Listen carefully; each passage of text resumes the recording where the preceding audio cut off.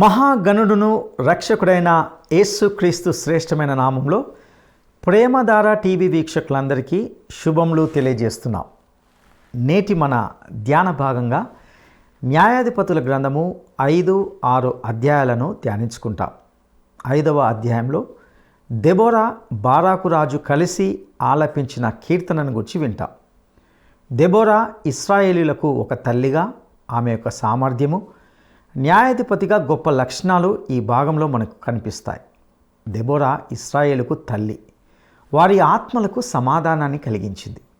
ఈ గొప్ప సమాధానపు ప్రయోజనాలను పంచుకున్న వారు అందును బట్టి దేవునికి కృతజ్ఞతలు చెల్లించాలని ఆమె పిలుపునిచ్చింది. పునరుద్ధరింపబడిన వారు స్తుతులు చెల్లించాలి. ఇది ప్రభువు కార్యం. ఆయన కార్యాలను బట్టి శత్రువులు అంతరించారు. శ్రమల కాలంలో దేవుని శాసనాలు వారికి జీవమిచ్చాయి. విశ్వాసి దేవుని కృపాసనం వద్దకు రాకుండా సాతాను ఎల్లవేళలా అడ్డుకోవడానికి ప్రయత్నిస్తాడు. తన ప్రజల పట్ల దేవుని కృపను గమనించండి. బలహీనులకు సహాయం చేయడము దేవుని యొక్క నైజం. ఇక 6వ అధ్యాయంలో మనము ఇశ్రాయేలీయులను బాధపెట్టిన మిద్యానీయుల నుండి విడుదల కలగజేయడానికి దేవుడు న్యాయాధిపతిగా లేవనెత్తిన గిద్యోనును గూర్చిన ప్రస్తావనను ఇందులో వింటాం. దేవునికి గిద్యోనుకు మధ్య జరిగిన విశిష్టమైన సంభాషణను గూర్చి వింటాం. ఇక సందేశాన్ని వినడానికి మనం సిద్ధపడదామా? ప్రియ శ్రోతలు, ఈరోజు మన పాఠం న్యాయాధిపతుల గ్రంథం 5-6 అధ్యాయాలు. సంగ్రహంగా వినండి. 5వ అధ్యాయంలో మొదటి నుండి, ఆ రోజు దెబోరా బారాకు కలిసి ఒక పాట పాడారు. ఇశ్రాయేలు దేవుడైన యెహోవాకు స్తుతి. ఇశ్రాయేలుకు నేను తల్లిని, ఇశ్రాయేలు అధిపతుల ఎడల నాకెంతో ప్రేమ అంటూ ఇశ్రాయేలు సాధించిన ఘన విజయాలను దెబోరా పేర్కొన్నది. ప్రియ శ్రోతలు, దెబోరా మామూలు వ్యక్తి కాదు. ఆమె ఒత్నీయేలు కంటే గొప్పది. సామర్థ్యంలో, వివేకంలో, భక్తిలో ఈమె బారాకు రాజుకేమీ తీసిపోదు. దేవుని సాయంతో స్త్రీలు పురుషులను మించి గొప్ప కార్యాలు చేయగలరు అనడానికి దెబోరా గొప్ప నిదర్శనం. దేవుడు అప్పగించిన పని స్త్రీలు గాని పురుషులు గాని నమ్మకంగా చేయాలి. అప్పుడే దేవునికి మహిమ. బారాకు పిరికి రాజు. దెబోరా బారాకుకు స్ఫూర్తిని, సాహసాన్ని అందించింది. దెబోరా అబల కాదు, సబల. ఇది దెబోరా పాట. బారాకు ఆమెతో కలిసి ఈ పాట పాడాడు. ఆమె ఇప్పుడు న్యాయాధిపతి. ఉన్నత పదవీ బాధ్యతలను దేవుని నుండి స్వీకరించింది. తన పిల్లలు పాడైపోతుంటే దెబోరా మాతృహృదయం గోడుగోడున ఘోషించింది. 85వ కీర్తన 10వ వచనం. కృపాసత్యములు కలుసుకున్నాయి, నీతి సమాధానములు ఒకదానినొకటి ముద్దు పెట్టుకున్నాయి. అయితే ఈ రోజున నీతి సమాధానములు ఒకదానితో ఒకటి మాట్లాడుకోవటం లేదు. ఒకదాని నుండి ఒకటి దూరంగా తొలగిపోతున్నాయి. యుద్ధానికి రమ్మని అధిపతులకు దెబోరా పిలుపిస్తోంది. రానివారే భక్తిహీనులు. 11వ వచనం నుండి, సాధారణ ప్రజలు కూడా యెహోవా నీతి క్రియలను ప్రకటిస్తారు. గ్రామీణ ప్రజలు కూడా యుద్ధ నినాదాలు చేస్తారు. మేల్కో దెబోరా, బారాకు మేలుకో, కీర్తన పాడు అంటూ దెబోరా గోత్రాలన్నిటినీ పేరు పేరు వరుసన యుద్ధానికి రమ్మని పిలుస్తోంది. ఇశ్రాయేలీయులు శత్రువులను జయించిన విధానాన్ని తన పాటలో ఎంతో ప్రశంసించింది. దెబోరా బారాకును ప్రోత్సహిస్తున్నది. పదండి, ముందుకు పదండి అంటూ ప్రజలను హెచ్చరిస్తోంది. దెబోరా పిలుపు విని గోత్రాల వారు వస్తున్నారు, యుద్ధంలో చేరుతున్నారు. అయితే కొన్ని గోత్రాల వారు రాలేదు. రూబేనీయులు గైరు హాజరు. ఆత్యయిక పరిస్థితిలో వీరు ముఖం తప్పించారు, పిలుపును పెడచెవిని పెట్టారు. ఇశ్శాఖారు గోత్రికులైతే వచ్చారు, దాను వ్యాపారం చేసుకుంటున్నారు. ఆషేరు సముద్ర తీరాన హాయిగా ఉండిపోయాడు. జబులూను, నఫ్తాలి గోత్రికులు వచ్చారు. ఒకప్పుడు ఇశ్రాయేలుకు శత్రువులైన వారు ఇప్పుడు మిత్రులయ్యారు. మెగిద్దో వాగు వద్ద వారు సహాయపడ్డారు. ఈ స్థలమే ఒకానొక రోజు హార్మిగెద్దోను యుద్ధ రంగ ప్రదేశమవుతుంది. ఆకాశ నక్షత్రాలు కూడా యుద్ధంలో పాల్గొన్నాయి. న్యాయాధిపతులు 5వ అధ్యాయం 22వ వచనం నుండి, యెహోవా దూత అన్నాడు, మే రోజును శపించండి. యెహోవాతో వారు సహకరించలేదు. యాయేలు గొప్ప మహిళ, ఆమెకు జేజేలు. గుడారపు మేకులను సీసెరా కణతల్లోకి దిగగొట్టింది. యెహోవాకు శత్రువులైన వారందరూ అలాగే నశిస్తారు. ఆయనను ప్రేమించేవారు ఉదయకాల సూర్యుని వలె ప్రకాశిస్తారు. వారు ఈ పాటను ఎంతో శ్రావ్యంగా పాడారు. ఆ తరువాత దేశము 40 ఏండ్లు నిమ్మళంగా ఉంది. ఇది దెబోరా పాట. ప్రియ శ్రోతలు, వింటున్నారా? ప్రభువు కార్యాభివృద్ధి యందు ఆసక్తి లేనివారు ఈ రోజున కూడా ఎందరో ఉన్నారు. గమనించండి, యాయేలు వీరనారి, బారాకు పిరికివాడు. యాయేలు కత్తిపట్టలేదు, సుత్తే మేకు చేతబూని భయంకరుడైన శత్రువు కణతల్లోకి దిగగొట్టింది, అతని తలను బద్దలు కొట్టింది. అయినా దెబోరా మాతృహృదయం విలవిల్లాడింది. సీసెరా తల్లి పుత్రశోకం చేత ఎంత తల్లడిల్లిపోతోందో గదా అని తలంచుకొని బాధపడింది. ప్రియ సోదరి, నీవు ఒక దెబోరావైతే ప్రభువు కృపలను గానం చేస్తావు. సంగీతం ఇశ్రాయేలు చరిత్రలో ప్రముఖ పాత్ర వహించింది. దెబోరా పాడిన పాట విజయగీతిక. ఇది దేవుని మహిమను గురించిన పాట. ఎన్ని కష్ట నష్టాలు వచ్చినా నిరుత్సాహపడకూడదు. దేవుణ్ణి స్తుతించాలి. పదండి, ముందుకు పదండి, పదం పాడుతూ కదం తొక్కుతూ పదండి ముందుకు అంటూ దెబోరా, బారాకు యుద్ధగీతాన్ని ఆలపించారు. యుద్ధానికి రానివారెవరు? రూబేను, గాదు, మనష్షే, దాను, ఆషేరు. వీరు యుద్ధానికి రాలేదు. వారికి దేవుని యందు విశ్వాసం లేదు. వీరి అవిధేయత ఎంతైనా విషాదకరమైనది. 68వ కీర్తన 1-2 వచనాలు, దేవుడు లేచునుగాక, ఆయన శత్రువులు చెదరిపోదురుగాక, ఆయనను ద్వేషించేవారు ఆయన సన్నిధి నుండి పారిపోదురుగాక. పొగ చెదరగొట్టబడినట్లు నీవు వారిని చెదరగొట్టు. అగ్నికి మైనము కరుగునట్లు భక్తిహీనులు దేవుని సన్నిధిని కరిగి నశించెదరుగాక. శ్రోతలు, ఇప్పుడు మనం న్యాయాధిపతులు 6వ అధ్యాయంలోకి వచ్చాము. యెహోవా 7 ఏండ్లు ఇశ్రాయేలీయులను మిద్యానీయులకు అప్పగించాడు. మిద్యానీయులు ఇశ్రాయేలీయుల పట్ల చాలా క్రూరంగా ప్రవర్తించారు. పంటకాలంలో మిద్యానీయులు వచ్చి ఇశ్రాయేలీయుల పంటను నాశనం చేయసాగారు. ఇశ్రాయేలీయుల పశువులను హతం చేశారు. అప్పుడు ఇశ్రాయేలీయులు దేవునికి మొర్రపెట్టారు. దేవుడు వారి వద్దకు ఒక ప్రవక్తను పంపాడు. దేవుడు ప్రవక్త ద్వారా మాట్లాడాడు. మీకు నేనింతవరకు క్షేమము, భద్రత కలుగచేశాను. శత్రువుల బారి నుండి మిమ్మలను కాపాడాను. అన్యదేవతలను పూజించకండి అని నేను చెబితే మీరు నా మాట వినలేదు. ప్రియ శ్రోతలు, ఈ అధ్యాయంలో మనకు గిద్యోను కనపడుతున్నాడు. ఈ న్యాయాధిపతి బహు విచిత్రమైన వ్యక్తి. ఒక మామూలు మనిషి. న్యాయాధిపతుల గ్రంథం కాలం నాటికి ఈజిప్టు దేశం రాజకీయంగా చాలా బలహీన దశలో ఉంది. అప్పటి ఫరోలు పిరికి పందలు. వలస రాజ్యాల మీద ఈజిప్టు పూర్తిగా తన అధికారాన్ని కోల్పోయింది. మృత సముద్రానికి తూర్పున దక్షిణాన దోపిడిగాండ్ల ముఠాలు చెలరేగాయి. వీరు ఇశ్రాయేలు ప్రజల మధ్యకు వచ్చి దోపిడీ చేయసాగారు. మిద్యానీయ, అమాలేకీయ ప్రాంతపు దోపిడిగాండ్ల బెడద ఉండనే ఉంది. ఇలాంటి పరిస్థితుల్లో దేవుడు గిద్యోనును న్యాయాధిపతిగా నియమించాడు. ఇశ్రాయేలీయులు దొంగల దౌర్జన్యానికి భయపడి పారిపోయారు. గుహలలో దాక్కున్నారు. ఇశ్రాయేలీయులు దేవునికి మొర్రపెట్టారు. మిద్యానీయులు మిడతల్లాగా వచ్చి పడుతున్నారు. దేవుడు గిద్యోనును లేపాడు. ఈ గిద్యోను మనష్షే గోత్రికుడు. 11వ వచనం, దేవదూత గిద్యోనును కలుసుకుంటున్నాడు. ఆ సమయంలో గిద్యోను మిద్యానీయులకు కనపడకుండా రహస్యంగా గానుగ చాటున గోధుమలను దుళ్ళగొట్టుకుంటున్నాడు. అనగా గోధుమలను పొట్టును వేరు చేసుకుంటున్నాడు. దేవదూత అన్నాడు, పరాక్రమము గల బలాఢ్యుడా, యెహోవా నీకు తోడై ఉన్నాడు. గిద్యోను అన్నాడు, అయ్యా ఏలినవాడా, యెహోవా మాకు తోడై ఉంటే మాకీ బాధలెందుకొస్తాయి? వెనకటి అద్భుత కార్యాలన్నీ ఇప్పుడేమయ్యాయి?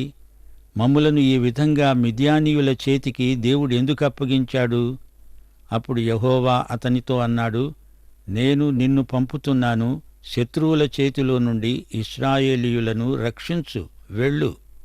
గిద్యోను అన్నాడు, ప్రభూ, నేను అనామకుణ్ణి, మనష్షే గోత్రంలో నా కుటుంబం ఎన్నిక లేనిది, నేను అల్పుణ్ణి.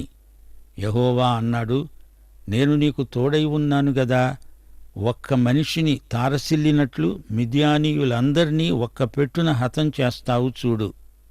గిద్యోను అన్నాడు, అయితే నీవు నాకు ఒక సూచన చూపాలి.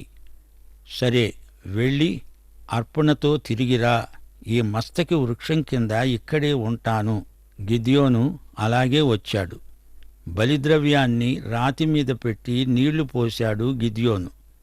యెహోవా దూత తన చేతి కర్ర కొనతో ఆ బలి మాంసమును పొంగని భక్ష్యాలను ముట్టినప్పుడు అగ్ని ఆ రాతిలో నుండి వెడలి ఆ బలి పదార్థాలను కాల్చివేసింది. గిద్యోను అన్నాడు, నేను దేవుణ్ణి ముఖాముఖిగా చూచాను, చస్తానేమో. భయపడకు, నీవేమీ చావవు అన్నాడు దేవుడు. గిద్యోను బలిపీఠము కట్టి యెహోవా సమాధానకర్త అని దానికి పేరు పెట్టాడు. శ్రోతలు వింటున్నారా? గిద్యోను 6వ న్యాయాధిపతి. గిద్యోను శత్రుభయం చేత గానుగ చాటున ధాన్యం దొళ్ళగొట్టుకుంటున్నాడు. కొండ కింద రహస్యంగా పనిచేసుకుంటున్నాడు. అది కళ్ళం స్థలం కాదు. మిద్యానీయులు ఎక్కడ వచ్చి మీద పడతారో అని భయం. పిరికివాణ్ణి పట్టుకొని దేవుడు పరాక్రమశాలి, బలాఢ్యుడా అని సంబోధించాడు. పిరికివారిని సాహస వీరులను చేయగలడు దేవుడు. పిరికి పేతురును ఇసుకలాంటి వాణ్ణి, రాయిలాంటి వాణ్ణి చెయ్యలేదా? గిద్యోనుకు న్యూనతాభావం ఉంది. అందుకే సూచన కోసం అడుగుతున్నాడు. దేవుడు మమ్ములను విడిచిపెట్టాడని నిష్ఠురాలు పలికాడు. దేవుణ్ణి వారే విడిచిపెట్టారు. దేవుడు ఇశ్రాయేలును విడువలేదు. గిద్యోను తన అశక్తతను ఒప్పుకున్నాడు. నేను అనామకుణ్ణి, అప్రయోజకుణ్ణి అన్నాడు. ఏ శరీరీ దేవుని ఎదుట అతిశయించకుండా జ్ఞానులను సిగ్గుపరచడానికి వెర్రివారిని దేవుడు ఏర్పరచుకున్నాడు అంటోంది 1 కొరింథీ 1:27. పేతురు, ప్రభూ, నేను పాపిష్టి మనిషిని అన్నప్పుడు, సరే, నీవు మనుషులను పట్టే జాలరివి అవుతావు అన్నాడు ప్రభువు. యోబు పశ్చాత్తప్తుడైనప్పుడు దేవుడు తిరిగి అతడు కోల్పోయిన దానికి రెట్టింపు ఇచ్చి అతణ్ణి విశ్వాసవీరుడని ప్రకటించాడు. అలాగే గిద్యోనును దేవుడు అద్భుతంగా వాడుకున్నాడు. పరిశుద్ధ దేవా స్తుతింతును, స్తోత్రార్హుడా నిన్నే ప్రణుతింతును. పరిశుద్ధ దేవా స్తుతింతును, స్తోత్రార్హుడా నిన్నే ప్రణుతింతును. ఆరాధన ఆరాధన ఆరాధన ఆరాధన ఆరాధన ఆరాధన ఆరాధన ఆరాధన.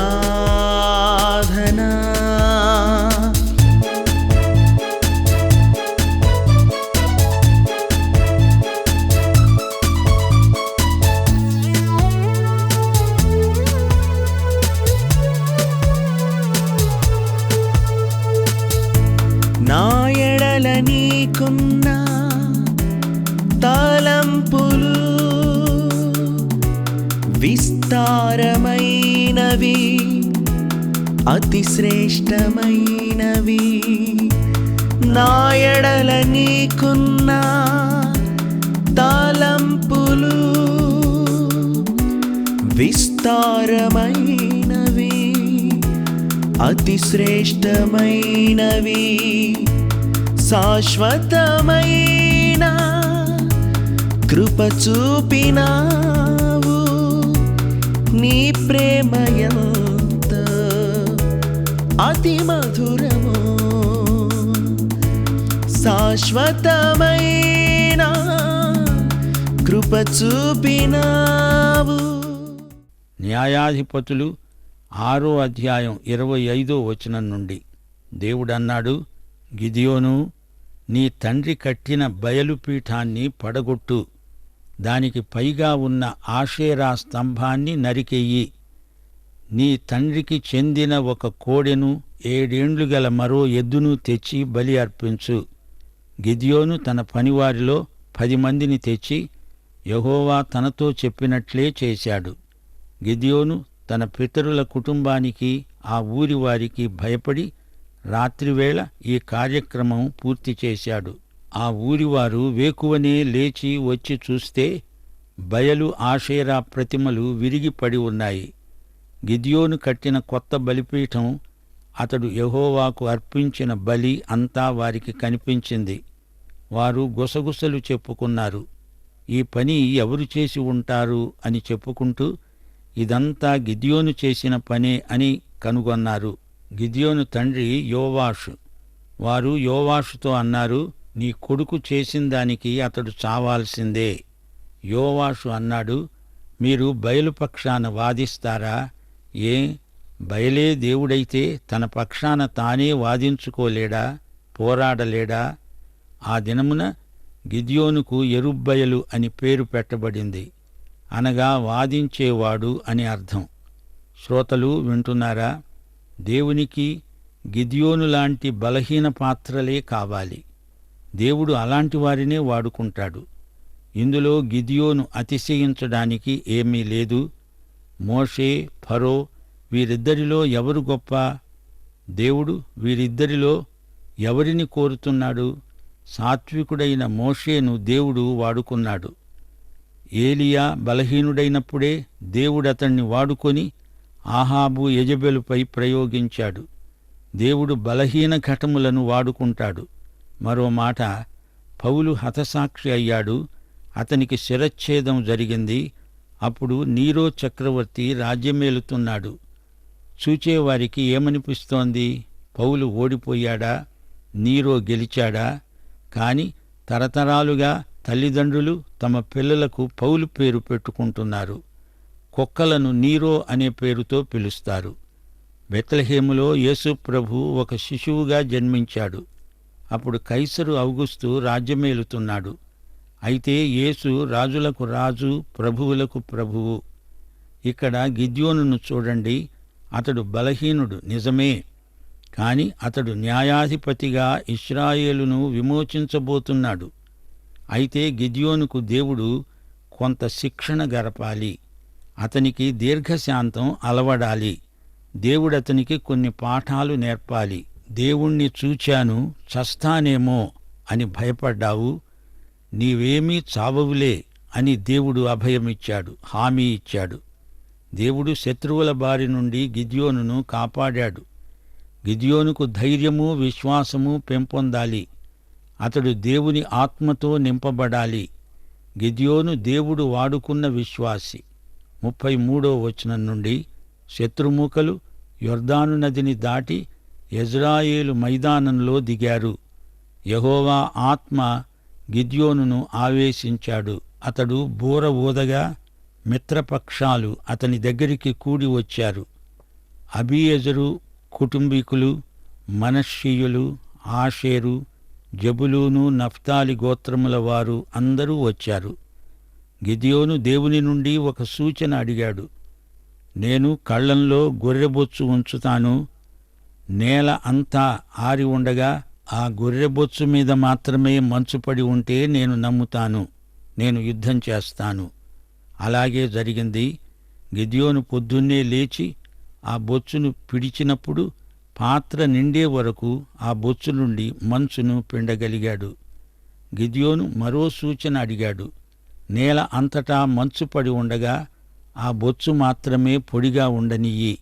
దేవుడు అలాగే చేశాడు. పొడినేల మీద గొర్రెబొచ్చు తడిసింది. అలాగే తడినేల మీద గొర్రెబొచ్చు పొడిగా ఉంది. 2 సూచనలు గిద్యోను అడిగాడు. దేవుడు ఇచ్చాడు. బూర ఎప్పుడైతే ఊదాడో అప్పుడే గిద్యోను యుద్ధవీరుడయ్యాడు. శ్రోతలు వింటున్నారా? అబ్రహాము 2వ భార్య కెతూరాకు పుట్టినవాడే మిద్యాను. ఈ అధ్యాయంలో ఒక ప్రవక్త మనకు కనిపించాడు. దేవుని మూలంగా ప్రకటించేవాడే ప్రవక్త. ప్రవక్త జ్యోతిష్కుడు కాడు. రాబోయే దేవుని శిక్షను ప్రజలకు వివరించి పాపము నుండి తొలగండని, దేవుని వైపునకు రండి అని ప్రవక్తలు ప్రబోధాలు చేస్తారు. ఈ అధ్యాయంలో యెహోవా దూత యేసే అని గ్రహించాలి. పాత నిబంధనలో యేసుక్రీస్తు యెహోవా దూతగా కనిపించాడు. ఆ యేసే కొత్త నిబంధనలో మానవుడై జన్మించాడు. యేసుక్రీస్తు దేవదూతల కంటే శ్రేష్ఠుడు. ఆయన సాక్షాత్తు దేవుని కుమారుడు. గిద్యోను దేవునితో చేసిన సంభాషణ చాలా ఆసక్తిజనకమైంది. మొదట్లో గిద్యోను తన పాపం ఒప్పుకోకుండా నీవు మమ్ములను వదిలేశావు అని దేవుని మీద అభాండం వేశాడు. దేవుడు గత చరిత్రలో చేసిన అద్భుతాలను గురించి విన్నాడు కాని తన స్వంత జీవితంలో అంతవరకు అతడే అద్భుతము అనుభవించి ఉండలేదు. ఇప్పుడు అద్భుతాలను స్వయంగా రుచిచూచాడు గిద్యోను. దేవుని యందు ఎదిగే వారికి, ఆధ్యాత్మిక ఆరోగ్యము అవగాహన గలవారికి సూచనలతో పనిలేదు. దేవుణ్ణే అనుభూతిపూర్వకంగా తమలో ఉన్నట్లు ఎరిగి ఉంటే చాలు. సాకులు చెప్పకుండా దేవుడు చెప్పింది చెయ్యాలి. గిద్యోను మొట్టమొదట చేసిన పని బయలుదేవత బలిపీఠాన్ని పడగొట్టాడు. ఇందులో గిద్యోను యొక్క విశ్వాసము, విధేయత కనపడుతున్నాయి.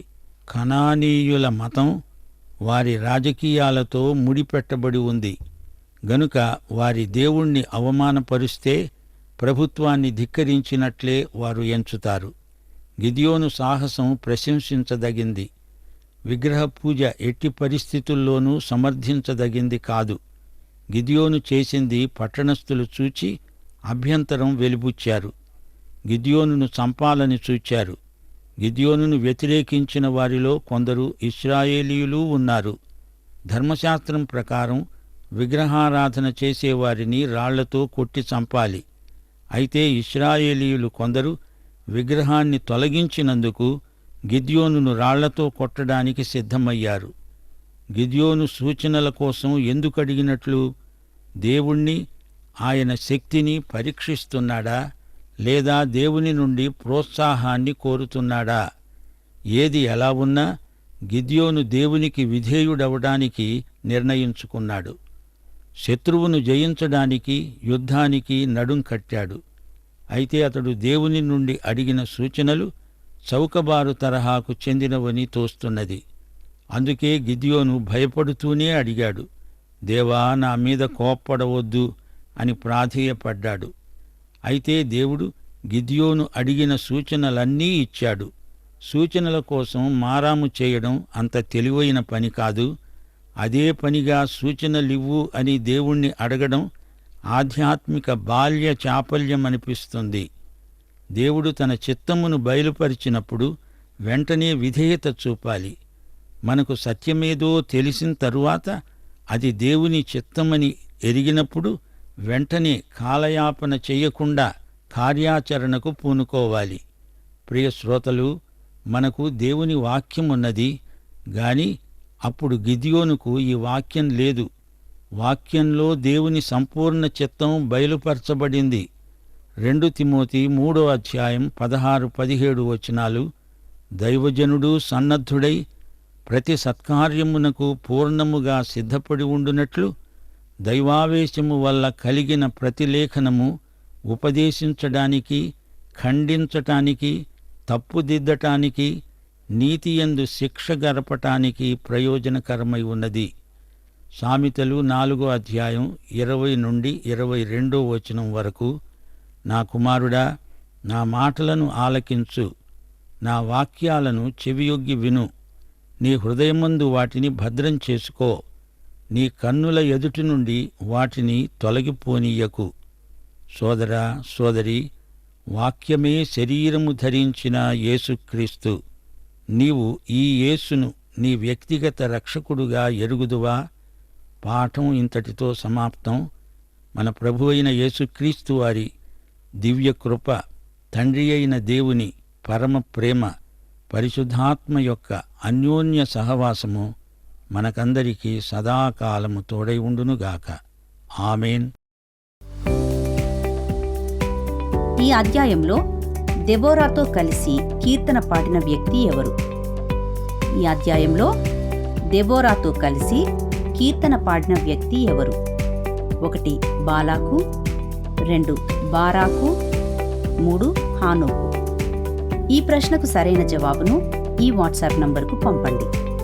మా వాట్సాప్ నంబర్ 9399952570. ప్రియులారా, ఇంతవరకు ఈ సందేశం ద్వారా దేవుడు మనకు ఎన్నో సత్యాలను నేర్పించి ఉన్నాడని భావిస్తున్నాం. దేవుడు వాడుకొంటకు స్త్రీలని పురుషులని తేడా ఏమీ లేదని ఇందులో గ్రహించగలం. ఎందుకంటే దేవుణ్ణి మహిమపరచడానికి గొప్పవారు మొదలుకొని అల్పుల వరకు విశ్వాసులందరూ ప్రయాసపడాలి. గిద్యోను జీవితం నుండి కూడా అనేక పాఠాలను మనం నేర్చుకున్నాం.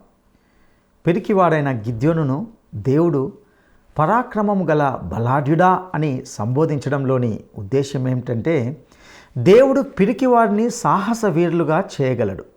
దేవుడు నమ్మకమైన పరిచారకులతో ప్రజలను సమకూర్చి ఆయన వారి పట్ల దయ చూపాడు. వాస్తవానికి దేవుని ప్రజలైన ఇశ్రాయేలీయులే దేవుణ్ణి వదిలిపెట్టారు, కానీ దేవుడు వారిని వదిలిపెట్టలేదు. దేవుడు గిద్యోనును అద్భుతంగా వాడుకున్నాడు. దేవునికి గిద్యోను లాంటి బలహీన పాత్రలే కావాలి. దేవుడే అటువంటి వారిని బలపరిచి వారి తగ్గింపు జీవితాలను బట్టి తన మహిమ కొరకు వాడుకుంటాడు. గిద్యోను ముందుగా తన కుటుంబంలోని తప్పులను సరిచేసుకొని ఆ తర్వాతే ఇతరులను సరిచేయడానికి పూనుకున్నాడు. గిద్యోను ఒక ప్రవక్తగా ప్రజలను పాపం నుండి తొలగండి అని ప్రజలను హెచ్చరించాడు. దేవుని అద్భుతాలను గిద్యోను స్వయంగా రుచి చూసి దేవుని పనిముట్టుగా వాడబడ్డాడు. బయలు యొక్క బలిపీఠాన్ని విరగ్గొట్టడంలో గిద్యోను యొక్క విశ్వాసాన్ని, విధేయతను చూశాం. నిజంగా అతని సాహసం అభినందించదగింది. పరిస్థితులు ఎలా ఉన్నప్పటికీ గిద్యోను దేవునికి విధేయుడవుటకు నిర్ణయించుకున్నాడు. ప్రియ సహోదరుడా, సహోదరి, దేవుడు తన చిత్తంను నీకు బయలుపరిచినప్పుడు వెంటనే విధేయత చూపాలి. దేవుడు తన చిత్తంను తన వాక్యము ద్వారా తెలుపుతాడు. నీతో నాతో వాక్యము ద్వారానే మాట్లాడతాడు. ఆయన వాక్యానికి మనము లోబడదామా? అటి కృప దేవుడు మనకు దయచేయనుగాక. దైవాశీస్సులు.